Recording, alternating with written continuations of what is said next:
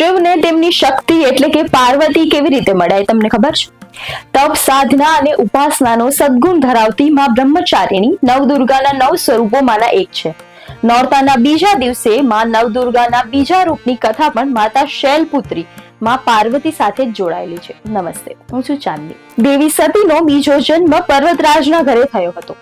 એક દિવસ દીકરી ઉમાનું ભવિષ્ય ભાંખવા માટે દેવર્ષિ નારદ એ પર્વતરાજના ઘરે પધાર્યા. તેમણે પર્વતરાજને કહ્યું, આપની દીકરીના વિવાહ અગુણી કે નિર્ગુણ અમંગલ વેશધારી યોગી સાથે થશે.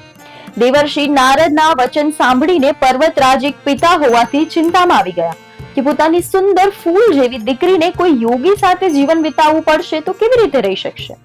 નારદ મુનિએ પિતાની ચિંતા દૂર કરતા કહ્યું કે હે પર્વતરાજ, સમગ્ર જગતમાં કોઈ જો ઉત્તમ યોગી અને નિર્ગુણી કોઈ છે તો તે માત્ર શિવ છે.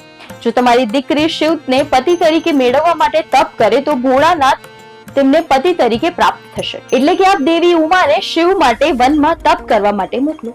આ વાતની જાણ દેવી ઉમાને થતા તેઓએ મનોમન ભગવાન શિવને પોતાના ભરથાર માની લીધા. માતા પિતાની આજ્ઞા લઈને તેઓ વનમાં ગયા. સમય જતા તપમાં તેમણે અન્નનો ત્યાગ કર્યો અને ફળ પર જ રહેવા લાગ્યા. વર્ષો સુધી શિવજીની ભક્તિમાં લીન રહેતા. દિવસ રાત જોયા વગર આખો દિવસ બસ શિવ, શિવ અને શિવ. તપને વધુ કઠોર બનાવવા માટે તેમણે માત્ર ફૂલ અને પાન લેવાનું જ શરૂ કર્યું. ઠંડી હોય કે ગરમી હોય તેઓનું તપ જરાય ડગમગતું નહીં. તપના બળથી તેમનું મન સંયમમાં રહેવા લાગ્યું. બાદમાં તેમણે ફૂલ પાનનો પણ ત્યાગ કર્યો અને તેમનું નામ અપર્ણા પડ્યું. પાણીનો પણ ત્યાગ કરવાથી તેમનું શરીર ક્ષીણ થવા લાગ્યું, પણ તેમના મુખનું તેજ વધવા લાગ્યું.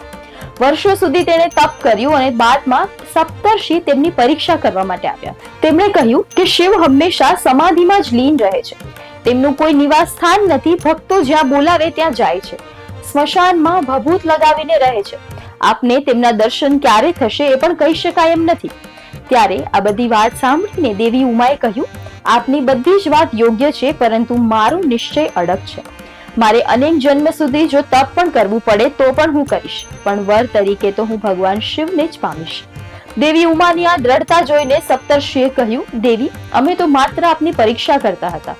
વર્ષોથી તપ કરીને આપનું જીવન શિવમય થઈ ગયું છે. આપ તો સ્વયં મહાશક્તિ છો. આપ જ શિવની શક્તિ છો. આપનું તપ સફળ થયું. આપના વિવાહ શિવ સાથે થશે. આપના શિવ માટેના અથાગ પ્રયત્નને કારણે આપ બ્રહ્મચારિણી કહેવાશો.